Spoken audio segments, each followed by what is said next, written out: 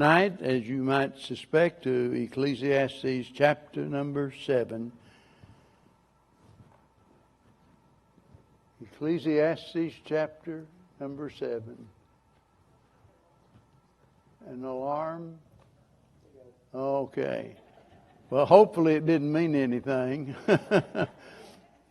If it did, one of the ushers will come screaming in the door here in a little bit. So you never know. This modern high-tech age that we live in is just absolutely amazing. I can sit in my recliner and ask Alexa what the weather is, and it's the craziest thing I've ever seen. But well, the devil's already trying to distract me. I can tell that. Ecclesiastes chapter number 7. Tonight we're down to verse 26, and to tell you the truth, I almost just crammed the remainder of this chapter into the last message that I brought on this, because, you know, it consisted of just these few verses, just a little handful of verses, and yet there's some things here I want to mention tonight that just caused me to feel like that would be making a big mistake, that we need to consider them in light of what we've considered, the first 25 verses, but they need to be looked at separately, I believe. So let me read, beginning in verse 26. He said, "And I find more bitter than death." I've underlined that in my Bible, more bitter than death. You realize how strong that statement is? More bitter than death, really. Because, you know, death is the very thing that most people will do anything to elude. You know, even though Paul said to die is gain, you know, still there's something in the vestiges of our old nature that just doesn't want to let go. We can talk about the street of gold and everything and all of that, but most of us just don't want to die, at least not right now. But he's talking here about something here. He says more bitter than death, and then he explains, the woman's whose heart is snares and nets, and her hands are bands. Whoso pleaseth God shall escape from her, but the sinner shall be taken by her. Again, I apologize. I've got something going on with my eyes that I've never had before. I've got about 4 or 5 or 6 pairs of glasses, bifocals, everything under the sun, and nothing is working. It looks like I'm going to have to, as Bev always tells me, well, are you going to the doctor? So I guess I'm going to have to go get the optometrist to figure out what's going on, but I literally cannot hardly read with anything. So bear with me as I stumble through some of these verses here. Now, that being said, I want you to think tonight about Solomon's discovery. Now, that's not anything new, because I've already mentioned that earlier in other messages as he has. And in verse number 25 that we dealt with last time, he speaks about his search. It's a search that he has mentioned in detail throughout this entire book, but now he tells us, at least in part, of his discovery, something that he's finally drawn a conclusion about. And I want you to notice here the words find or found. They're used 7 times in these 4 verses. I so wanted to preach this. I didn't preach this last week, did I? Or the week before? I'm serious. Sometimes, you know, we preachers, we forget about whether we did or we didn't, you know, but we're going to look at this section just one verse at a time and then apply it to the main point at the end. And that'll tell you why I wanted to consider these verses just by themselves, although they're not very long. You could say this is a sermon with one point. A sermon with one point, and I'll try to drive that home whenever we get to the close. But here he says, and I find more bitter than death, the woman whose heart is snares and nets and her hands is bands. It seems strange to me that the very man who had, gone to such great lengths to warn other people about the danger of illicit sex, had been involved in it himself. That ought to remind us that no one is above sinning. And it also ought to remind us that, that our advice and our warnings to others ought to be based on a spirit of humility. I mean, boy, Solomon could have taken a much different approach. And I don't know about you, but as I read this, there's tenderness in it. There's deep concern in this for other people.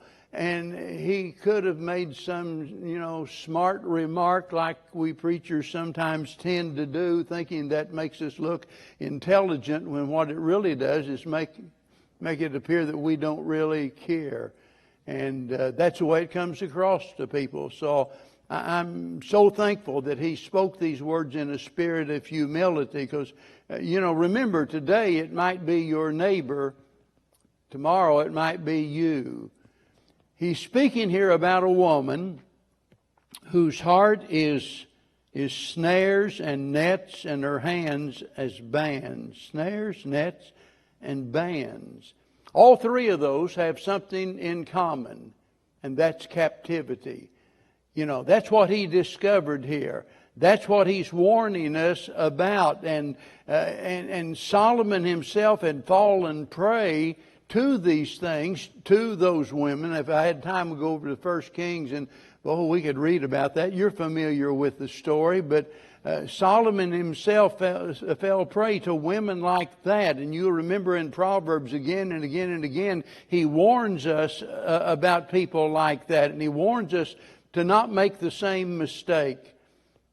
Wouldn't it be wonderful if we could get people to really listen, to really pay attention as to the danger of sin?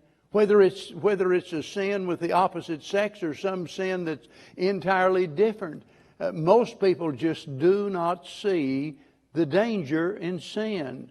And if we could really, just as I was talking about this morning, if we could let it sink in that sin is a violation of God's standards, sin is an offense against the Most High God, that makes it serious and that makes it dangerous. And that's why he says this is more bitter than death. Now remember, he had tried to find satisfaction in the opposite sex, but he discovers there's nothing really more than just a fleeting fleshly thrill. That's all there is to it. After the initial excitement was over, he found himself just as empty as he had ever been before. And let me tell you, it is exactly the same whether you're talking about the millions who are trapped in sexual addiction or the millions that are trapped in some other sin. Nobody ever sets out to become a dope addict or a drunkard or a whoremonger. They don't start out that way. They start out looking for that thrill, looking for happiness in some way or another. But notice what he says now about avoiding this pitfall. Whoso pleaseth God, well, that ought to be all of us, right? That ought to be every one of us. That ought to be the desire of our heart, to please God. Whoso pleaseth God shall escape from her. I can't begin to explain to you how important these words are, because if we're going to escape the bondage of sin, then we have to realize that God alone can enable us to do that.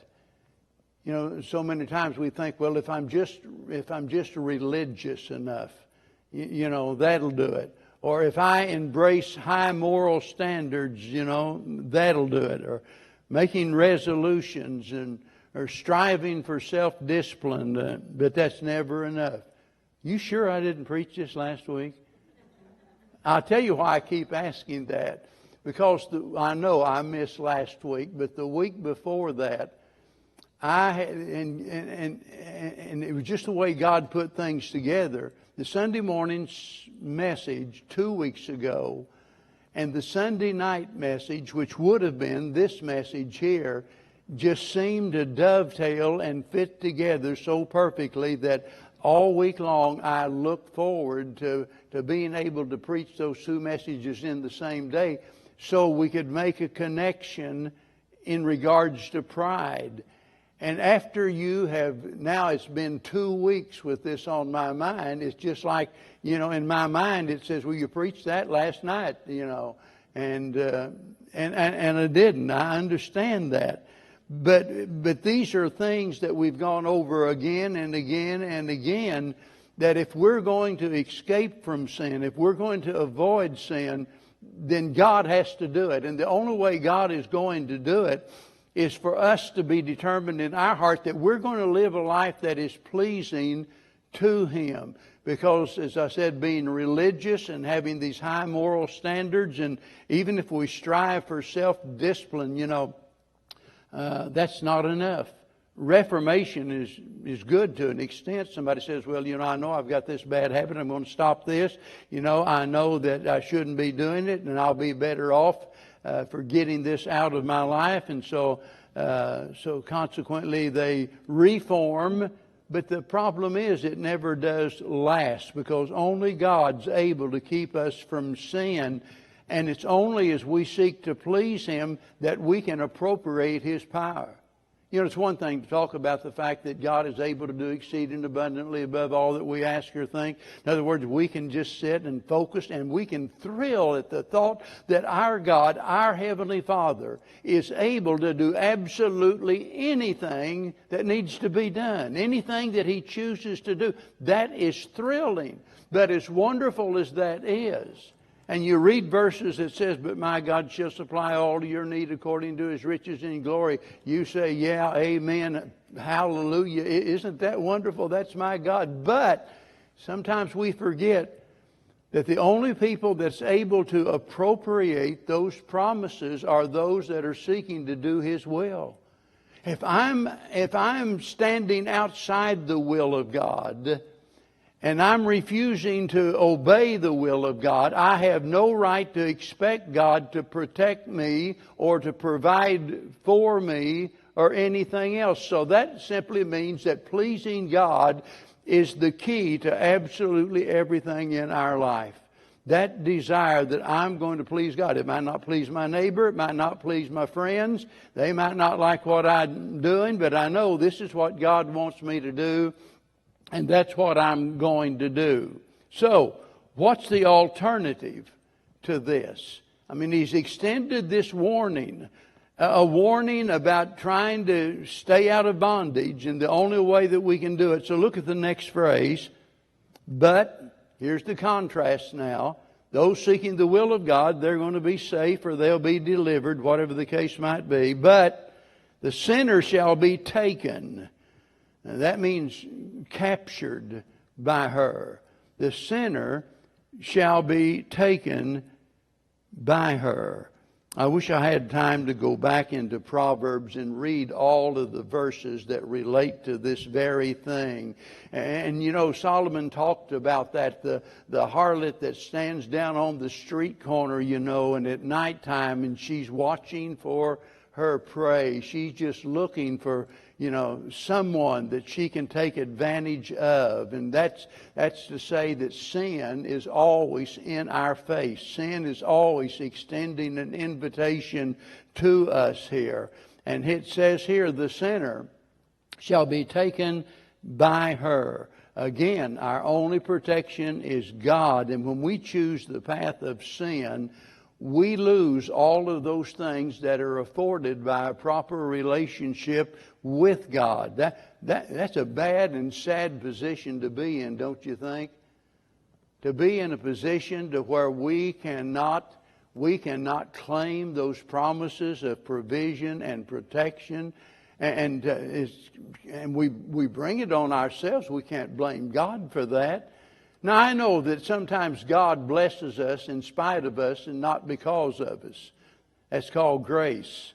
It's not based on what we do. We do all the wrong things, and yet it seems like God is so very good to us. But mark it down, there is a hidden boundary between God's mercy and God's wrath. That's going to come to an end sooner or later. So here is the warning, and here is the direction as to how we can be safe. Now verse 27, behold. Stop, look, and listen. Pay attention. Behold, this have I found, saith the preacher. That's speaking about Solomon, the author of this, counting one by one to find out the account. Now, some of you are probably already wondering, well, what in the world is this all about? Well, don't worry, you're in good company, because there's a lot of confusion about this among different preachers. Famous preachers that do not agree on what this verse means. Look at it again. Behold, this I have found, saith the preacher, counting one by one to find out the account. One by one, he's been counting, trying to figure all of this out. Well, Matthew Henry, who wrote the famous commentary that many of you have, he believes Solomon was endeavoring to find out, the number of his transgressions. And he's looking at his life, and just one by one, he's making a list of all of the sins that he's discovering in his own life. Charles Bridges took this to mean that he was searching for a person of virtue within his courts. And he's looking for someone that meets all of these high standards. Charles Swindoll, he says, well, it has reference to the vast number of people, to whom he looked to for an answer to all of his questions. In other words, Solomon couldn't figure it all out, so he goes to Joe and John and Bill and everybody else, and he asks them, if they can help him, and yet he keeps coming up empty. He's not finding the answer with them. Well, I believe if we're going to understand this verse, we have to look at the next verse. And so I don't think any one of those three had it right. I hate to say that, especially in light of their great popularity and their wisdom and skills and what have you. But I believe if we're going to understand this, we have to consider why. Notice in verse number 28 that he speaks about the number 1,000. And this, keeping it in the context now. He says, which yet my soul seeketh, but I find not. In other words, I'm looking, remember, one by one, but I'm not finding anyone. And this is what he didn't find. I find not one man among 1,000 have I found, but a woman among all those have I not found. I found not only one man out of 1,000 that understood this, but I haven't found a woman yet, he said. Now, I know what you're already thinking, and I'm not going there. I don't have that much courage, and I think that's the wrong direction to take it, by the way. But why did he use this number 1,000? What's that got to do with anything? Well, it just so happens that this is the total number of his 700 wives and 300 concubines. So it does not appear that Solomon is counting his transgressions, as Matthew Henry said, or it doesn't appear that he's talking about any of these other things. I believe here he's looking for something that is more than an explanation. And the key seems to be in this first phrase of verse number 28. And here he's speaking about that which he was seeking. That which he's seeking. Which yet, in other words, the search is still going on. Which yet my soul seeketh. I hope I haven't confused you, but I hate to just linger on this, but it's so important that it's like, look, I'm not looking for somebody with an answer to this or anything like that. But notice he says in the very first part, these things that I've been seeking. Well, what in the world does that mean? Well, let's just thumb back through all of what he has written, to all of the searches that he has gone through, all of the investigations that he had made. where he describes again and again and again that in looking for something that will satisfy. That's what he's looking for. You can call it something that'll make him happy or whatever, but he's looking for satisfaction. And then he proceeds to tell us here that he had looked for an example among all of these men and all of these women. Remember, had 700 wives and 300 concubines, and he said none of them brought satisfaction. And among the men, out of 1,000, there was only one person that brought some satisfaction to his life. That might have been his daddy, by the way. You stop and think about it. I don't know who he had in mind. But he tells us among the men, there's only one in 1,000. That has nothing to do with men and women being equal or anything like that. He's not coming across as a male chauvinist pig, or, he's clearly testified in other places as to the virtue of a woman. He wrote in Proverbs about the virtuous woman. He did not have that attitude toward women. So the extent of this search evidently went only so far as his personal relationships. 1,000 women and evidently 1,000 men, only one of which that brought some kind of satisfaction to his life. And your guess is as good as mine as to who that is. Now, here's the point. If you want to expand that search to all of humanity, look beyond 1,000. And if Solomon had lived long enough and tried hard enough and spent every moment of every day of his life searching for satisfaction, had he been able in some way to appeal to every person living on earth and to try everything on earth, you know what he would have found? Exactly what he found. That there's nothing here in this world that can bring satisfaction. And, among all of those who ever lived, there's only one who is perfect in righteousness, and that's Jesus. You reckon that's the one in 1,000 he talked about? Yeah, because you see, he already knew something about the coming Son of God, the great Messiah. He knew about that. There's only one in 1,000. He's the only perfect one that's ever walked upon the face of this earth. And so, again, he's saying that this is a dilemma that man has never been able to figure out. Now, verse 29. Lo, this only have I found, that God hath made man upright, but they have sought out many inventions. Now, I said at the very beginning that, you could call this a sermon with one point. So now I'm going to give you that one point. And the whole point of this can be summed up in these words here. And this is what he discovered. And that is that the problems of the world is man's fault, not God's. Notice he says that God hath made man upright. Oh, to think about the original creation, the wonderful opportunity that they had, the joy that they had of having been created and placed in that perfect environment and in harmony and fellowship with God each and every moment of every day. And so this is taking us all the way back to Adam and reminding us that first man was made in the likeness and the image of God. He was upright. In Genesis chapter 1 verse 31 says, and God saw everything that he had made, and behold, it was very good. Now that's the way it was. But as Paul Harvey said, now for the rest of the story.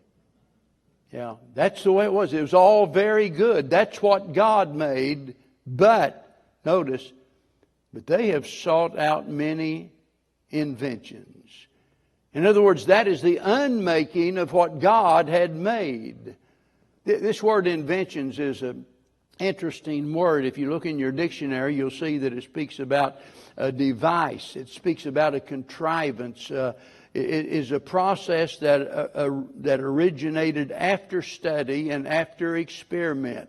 That's exactly what's been going on here. He's been conducting these experiments, as he tells us from the very beginning, seeing if this will help and that will help. What is it that's going to bring satisfaction? As one preacher said, it has to do with self-wise reasoning and speculations of the natural intellect. Let me read that again. Self-wise reasonings and speculations of the natural intellect. Boy, does that ever hit the nail on the head, because that's what most people are doing. They're not depending on what God's Word says. They're not depending on the counsel of wise men. They're depending upon their own reasoning. You know, they look at a situation and they surmise, well, there's not anything wrong with this. You know, I'm thinking that it'll bring me great pleasure, or I can profit from it in some way. And so they're depending upon their own reasoning. But in other words, he's speaking here about these devices that lead us away from true wisdom. And the point is that man's sinful nature is at the root of all of our problems. That's true today. And it started way back in the Garden of Eden. Charles Bridges, who, as I've mentioned often in studying Proverbs, I think is the best writer on Proverbs ever, and many, many years ago, he said, listen carefully, man's discontent with the happiness which God hath provided for him, this was his first invention. Notice, man's discontent with the happiness which God provided for him.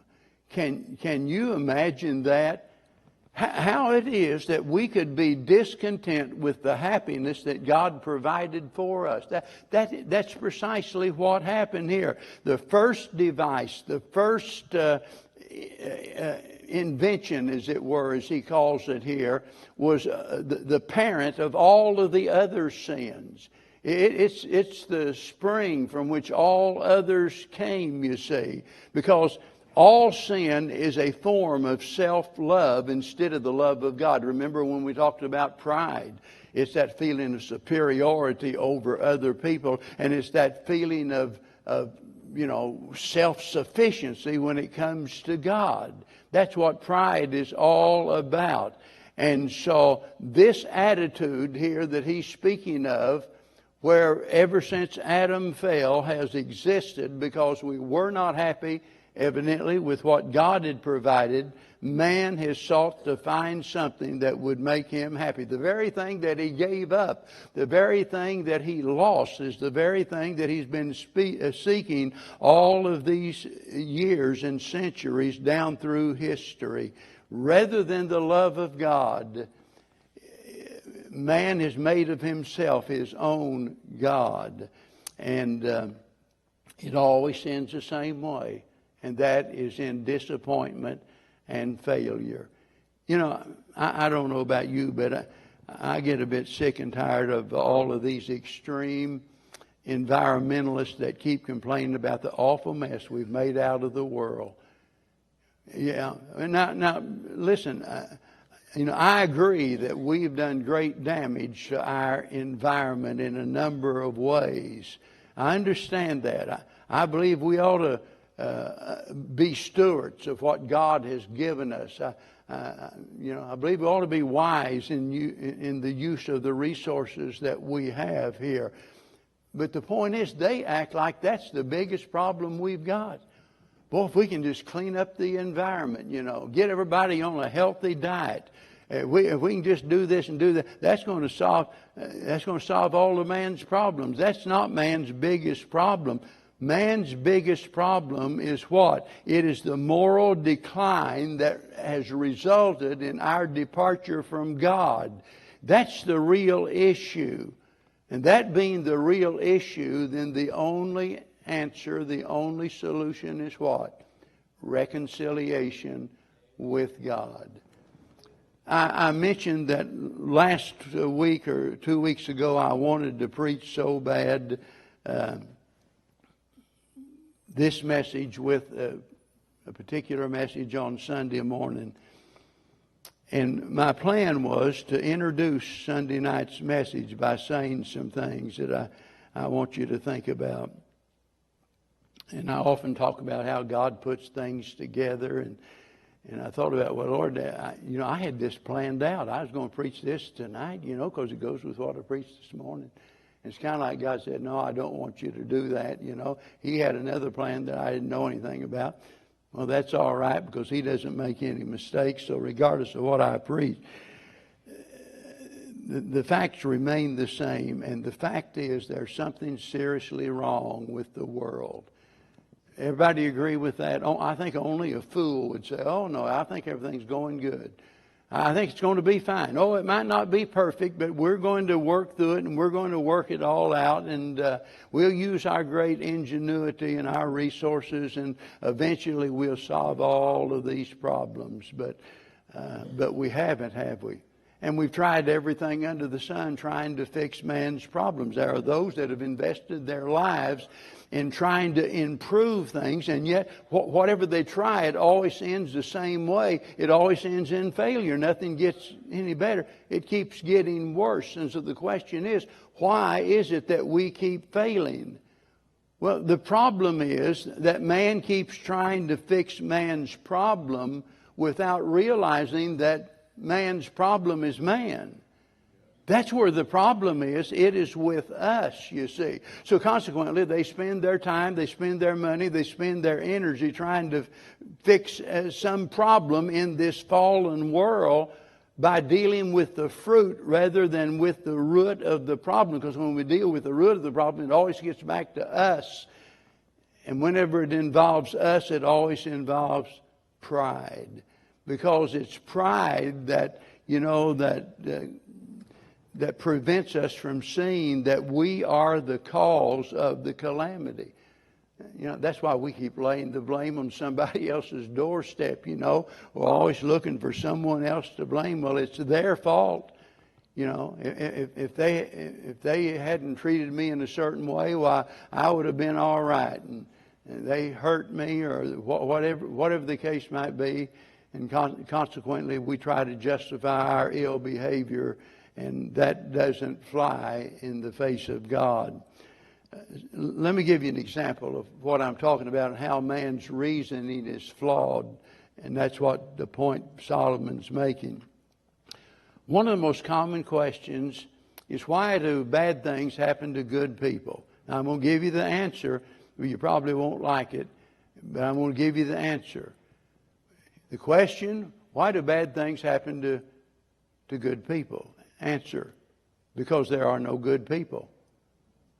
Now, I know there's some folks that are better than other people. I understand that, and that's true. Some people are better than others, but I'm talking about by God's standard, there's no one that's good. None of us measure up to God's standard. So the fact of the matter is, bad things happen to bad people. And that includes all of us. I wonder why these same smart alecks, I wonder why, they're not asking this question. Why do good things happen to bad people? Why? Well, I've got the answer to that too. Grace. That's exactly why good things happen to bad people. Now, you would think at some point in history, we would finally figure out the cause of our problem, that we are our own worst enemy. You would think by now we would have discovered that, because although God is, good to us, blessing us in spite of our sinfulness, yet we keep making choices that are counterproductive, just like Solomon did. We're just repeating the cycle, just like Israel did in the days of the judges. That cycle they went through over and over and over again, where every man did that which is right in his own eyes. And sooner or later, it ought to become apparent to us that our sinful nature compels us to do things that harm us and that hurt others, you see. So this search for the solution, that we keep trying different things, we think, well, what we really need are stronger laws. So we'll enact some laws against that. Boy, I mean, we'll make the threat. If you do this, we'll put you in prison. Well, the prisons are overflowing and the crime rate's going up.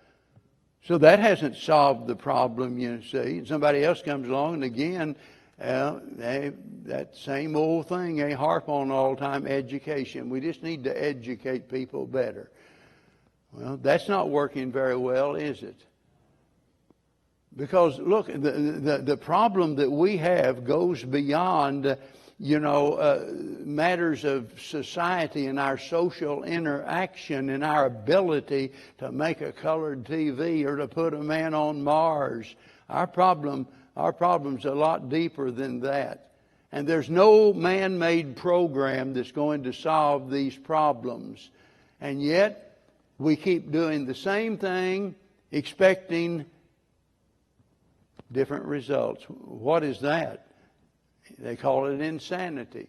When you keep doing the same thing, expecting different results, that's insane. If it didn't work, and it's never worked, then it's not going to work. So, what is it then that keeps us from seeing ourselves as the cause of the effect? What prevents us from seeing ourselves as the big problem? Obadiah chapter 1 and verse 3 says, "The pride of thine heart hath deceived thee." If you want to see a picture of the world and what pride does to the world, go home and read Romans chapter number 1, beginning at verse 18 through verse 32. And it's very clear that pride is at the root of that problem, to where we throw off all restraint. When they knew God, they glorified Him not as God, neither were thankful, but became vain in their, imagination. Now we're talking about those inventions, those devices that man has conjured up according to his natural reasoning, and none of that is work. And yet we have denied the Creator, and we have made a God out of the creature. And when that happens, everything begins to fall apart. And that's the world that we live in, like it or not. Like it or not, that's the world that we live in, and it's not going to change until King Jesus comes. It doesn't make any difference who we put, in the White House or what programs that we enact. When I say it doesn't make a difference, it doesn't make a difference so far as changing the course of this world is what I'm talking about. It might make a difference in other ways, but this world is what it is, and it is fallen. And the best thing that we can do with the time that we've got is to tell somebody about Jesus. Because they're looking for the same thing you're looking for. They're looking for something that will bring them happiness, something that'll fulfill their life, that will satisfy them. That's what everybody is looking for. They just don't know where to find it. But if you're a Christian, you've already found it. And you need to tell others, just as Solomon was writing these words to warn us about the danger of sin, we need to lift our voice and to warn others about the failure of trying to find satisfaction in this old sinful world. Because it's not going to happen. It can't happen. It's impossible. There's no unsaved person that is satisfied. It's impossible. They're deceived. They might tell you they're satisfied, but they're not. Only in Jesus do we find the satisfaction that brings us joy unspeakable and full of glory and a peace that passeth all understanding. That's the only place you can find things like that. Thank God. Thank God He's findable. You know why? Because He's seeking us. He's seeking you. He came to seek and to save that which was lost. So I hope tonight that there's something in this message that in some way will help you in your walk with the Lord, or prevent you from going down the wrong path. Let's all stand. Tim's going to come and we'll extend a verse, as I said this morning, opportunity, invitation, whatever you want to call it. But if God's speaking to your heart, you just might want to, I want to sit there, and that's all. You don't have to stand. Just sit there and kneel and pray, or it might be something that God's laid on your heart.